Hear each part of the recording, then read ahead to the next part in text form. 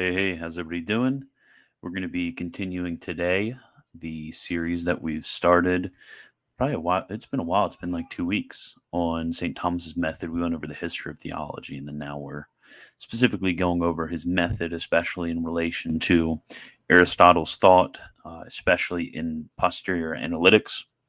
So we've taken another break to speak a little bit about a posteriori, a priori arguments, and then the demonstrative medium, what all that fun stuff means.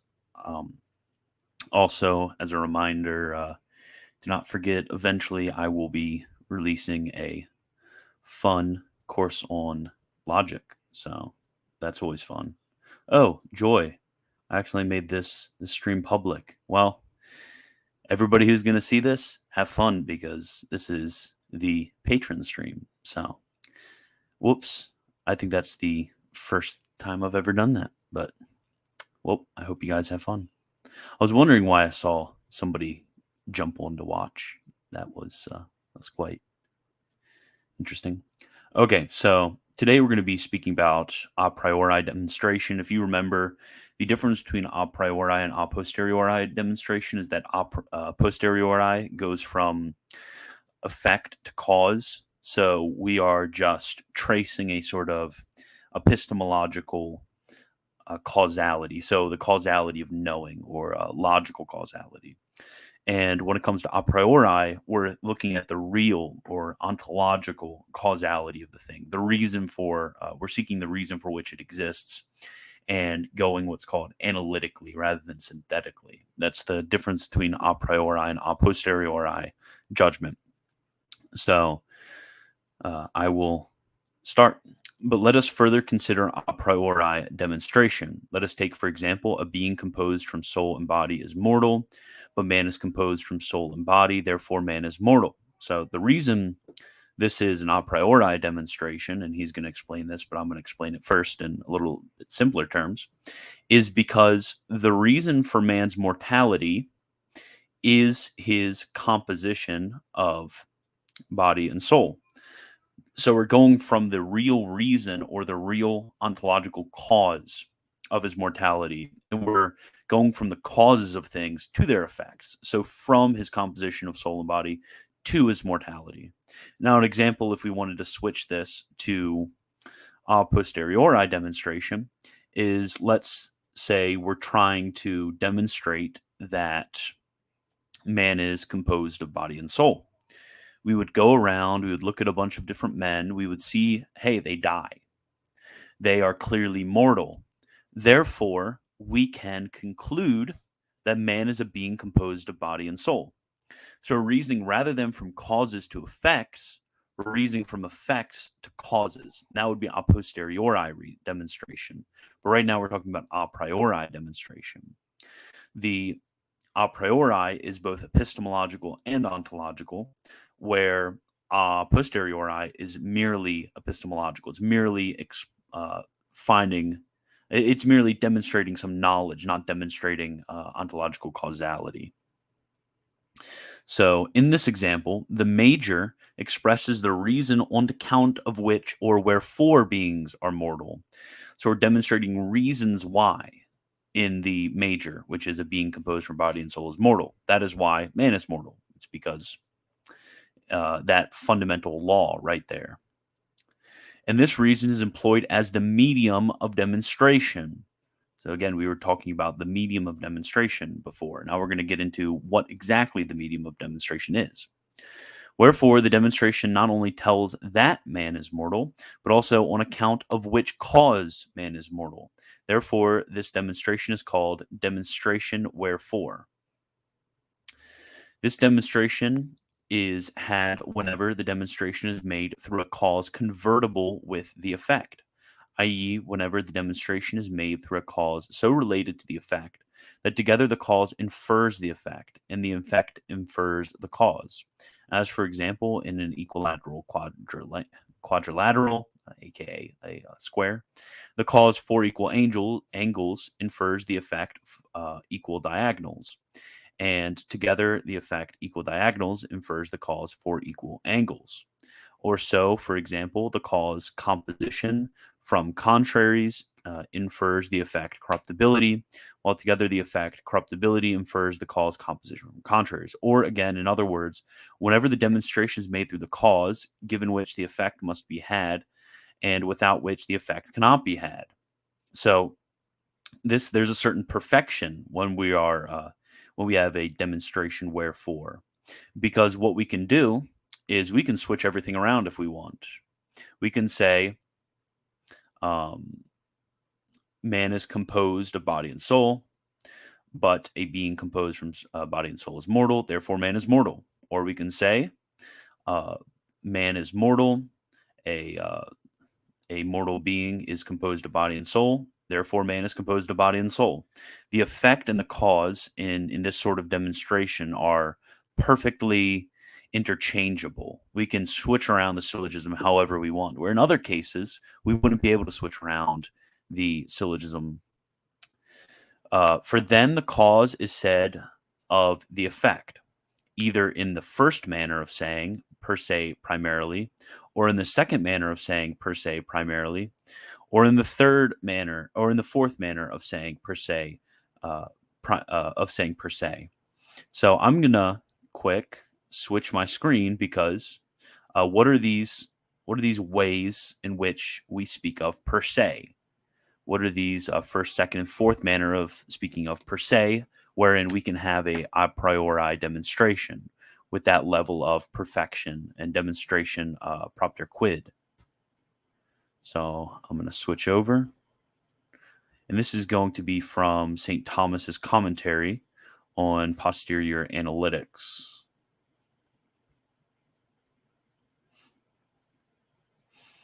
So therefore, the first way of saying something per se is when that which is attributed to a subject pertains to its form.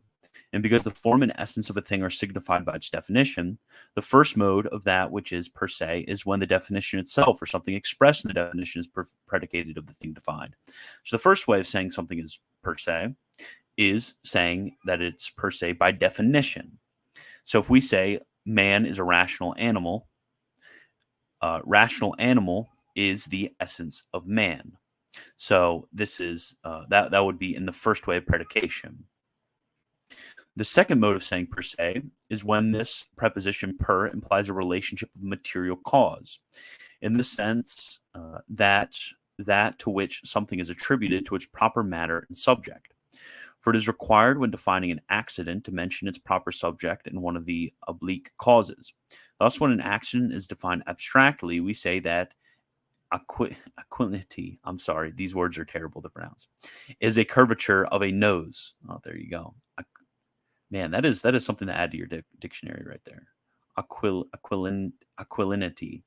That is the technical term for the curvature of a nose. And when it is defined concretely, the subject is put in the nominative case, so that we say that the aquilin is a curved nose. Now, the reason for this is that since the being of an accident depends on the subject, its definition, which signifies its being, must mention that subject. Hence, in the second mode of saying per se, when the subject is mentioned in the definition of a predicate, which is a proper accident of that subject. There you go. When we speak of the accidents of a subject, that's the second mode of causality. So we say that man is white. The material cause of that accident whiteness is the man. So that's going to be the second way of predication per se.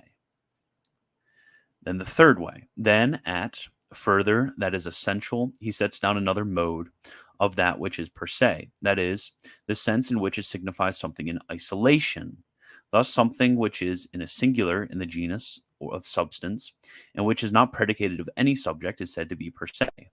The reason for this is that when I say walking or white, I do not signify either of them as understood isolated or apart, since something else, which is walking or white, is understood. But this is not the case with terms that signify this something. That is, when terms that signify first substance. So what this is basically saying is you have a certain accident, not predicated of a subject, like we have in the second way, but it is predicated ipso. So it's predicated or ipsum. It's predicated in itself. So if we thought of whiteness in itself, or if we thought of, I don't know, walking in itself, it's a certain universal that's existing in itself. And then the fourth mode. Then in another sense again, he gives the fourth mode, according to which the preposition per designates a relationship of efficient cause or of any other. Consequently, he says that whatever is attributed to a thing because of itself is said to be said of it per se, but whatever is not so attributed is said per accidents. As when I say, while he was walking, it lightened, or it lightning, For it is not the fact that he walks that causes lightning, but this is said by coincidence. But if the predicate is in the subject because of itself, it is per se, as when we say slaughtered, it died. For it is obvious that because something was slaughtered, it died, and it is not a mere coincidence that something slaughtered should die. So, yeah, the relationship of efficient causality in this one. Okay, so going back,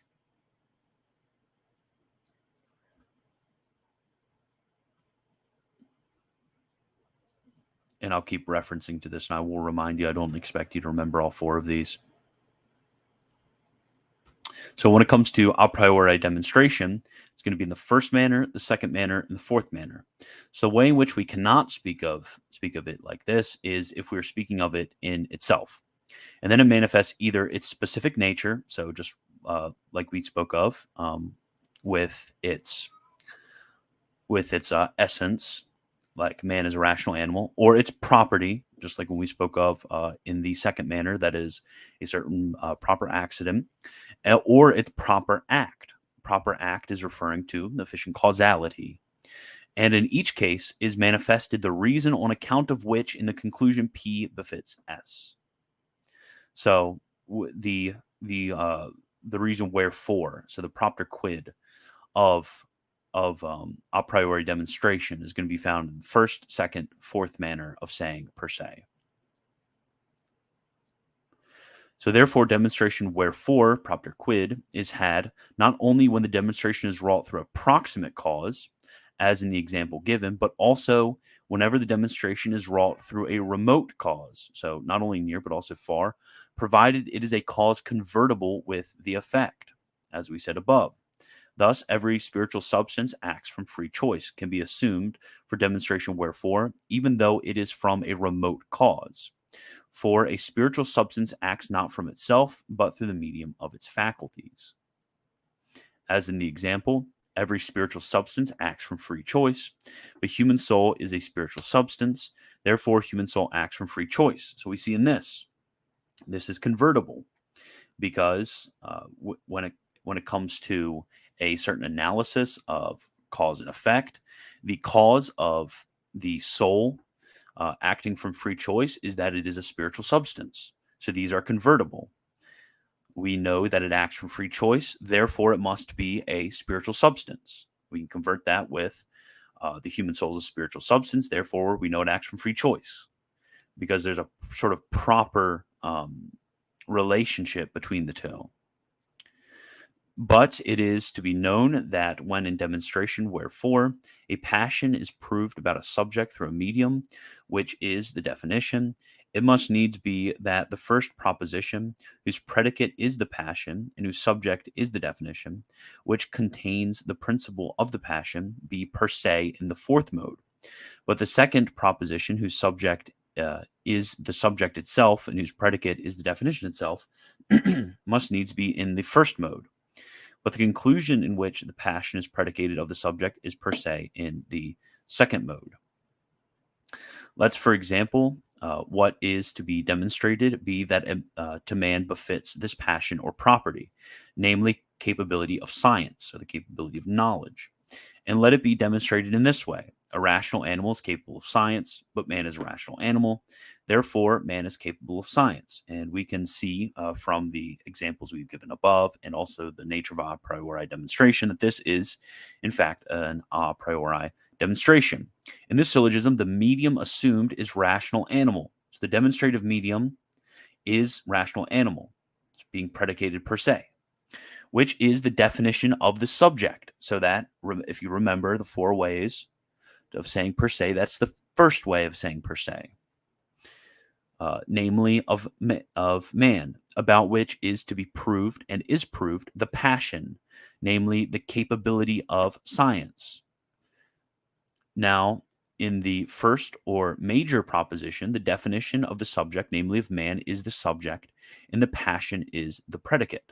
But in the second or minor proposition, so this is major proposition, this is minor proposition, if you guys didn't know, the subject is that very subject of which the passion is to be proved and is proved, and the predicate is the definition itself. But the passion or capability of science is said in the major proposition about rational animal, in the fourth manner of saying per se. So if you remember the fourth manner of per se of saying per se, it's of efficient causality. So the nature can be said in a sense to be the efficient cause of a certain proper faculty of man, that is the capability of knowledge. And it is said of man in the conclusion in the second manner of saying per se. And if you don't remember, when it comes to the second manner of per se, it has to do with a proper accident.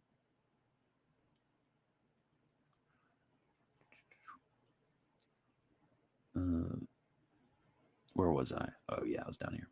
In this demonstration, the conclusion cannot be in the first manner of saying per se, for since science is a property of conclusions, what are properly called scientific knowledge are the conclusions of demonstration. So we can't say it in the first sense, obviously, because science technically is something which is a result rather than something which is of the essence of man, in which passions are prescribed of their proper subjects, but proper subjects are not only placed in the definitions of accidents, but also they are causes of them. Wherefore, the conclusions of demonstrations include two ways of saying per se, to wit, the second and the fourth. The predicate of a conclusion in the first manner of saying per se would not be a proper passion of the subject, but its definition. And then there would not be in the conclusion another truth than in the premises, so that the syllogism would be merely an explicative syllogism. Similarly, if the conclusion is in the second manner of saying per se, the major must be in the fourth manner, otherwise the conclusion would be a mere explication of the major. But now let us take another example. Let the example be this. Everything which ages is corruptible, but the body ages, therefore a body is corruptible. Here there is not had demonstration wherefore, propter quid, because the demonstration is not wrought through proper causes convertible with the effect. For the proper cause of corruptibility is not aging, but composition from contrary elements. So this is not an a priori, but an a posteriori statement. But it is wrought through a common cause. It's not a demonstration wherefore. That's what I meant, not that it's a demonstration. It's still a demonstration a priori because it has to do with a certain causality from cause to effect. Sorry. But it is wrought through a common cause. In this case, the demonstration proves not only that the predicate is in the subject, i.e., that corruptibility is in the body, but it does not tell on account of which cause. In other words, it does not tell why. And therefore, such demonstration is called demonstration that, or demonstration through non-convertible remote causes. So, the big picture. So, why did I drag you through all this? So, there's two ways in which we've distinguished that demonstrate, and besides all of the complicated details. First, there's that demonstration propter quid. So, with the demonstration propter quid, that is really explaining that's the way of the wise man, to be able to explain proper causes of things, where the demonstration quia that has to do with a certain demonstration of the existence of something. So you're proving that something exists, but really with the former way of doing things, you're demonstrating why it exists. So when it comes to the scholastic, the demonstrative medium really does matter, because you don't want to only explain that something is. That's kind of the place of the sed contra. The sed contra is proving that something is. But when you get into the respondeo, the demonstrative medium has to explain why something is the way it is through its proper causes. So you can't just willy-nilly, when you do scholastic theology, prove things. You have to prove it through its proper causes. Okay, then I will save demonstration a posteriori for next time. But thank you for listening to that. I know it was probably a little bit complicated, but I hope this does, if anything, what is the word for that? It motivates you. It motivates you to study scholastic logic a bit more, because a lot of this stuff you're not going to get through a sort of surface reading of the Summa when it comes to forming a theological method of how to be a good theologian. Okay, thank you. And this was an incidental public patron stream. So if you want the rest of this series, become a patron, minimum $5. And if not, you can still help me out. So thank you and God bless.